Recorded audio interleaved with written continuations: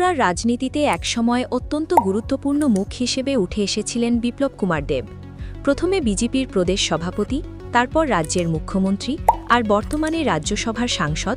এখন উনি একজন নির্বাচিত সাংসদ। রাজনীতির বিভিন্ন পর্যায়ে তাকে নানা দায়িত্ব পালন করতে দেখা গেছে। পরিবর্তনের বার্তা নিয়ে যখন তিনি ত্রিপুরার নেতৃত্বে এসেছিলেন, তখন রাজ্যের সাধারণ মানুষের মনে ছিল অনেক আশা ও প্রত্যাশা। সেই সময় মানুষের কাছে বড় বড় প্রতিশ্রুতি দেওয়া হয়েছিল।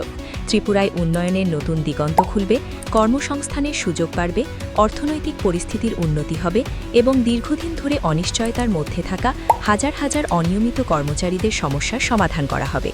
অনেকেই বিশ্বাস করেছিলেন যে এই পরিবর্তন সত্যিই তাদের জীবনে ইতিবাচক প্রভাব ফেলবে।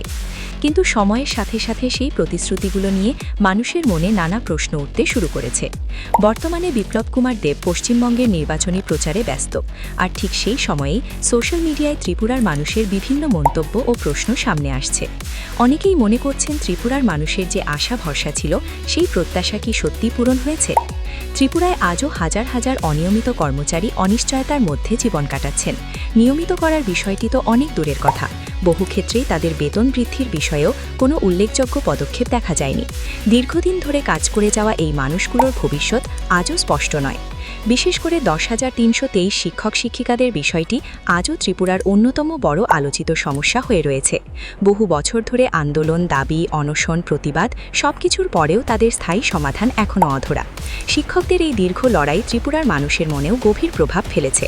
এছাড়াও অঙ্গনবাড়ি কর্মী, সর্বশিক্ষা অভিযান SSA এর কর্মীরা, গ্রাম রোজগার সহায়ক GRS এবং স্পেশাল পুলিশ অফিসার SPO, এই সমস্ত ক্ষেত্রেই হাজার হাজার মানুষ বছরের পর বছর ধরে কাজ করে যাচ্ছেন অনিয়মিত অবস্থায়।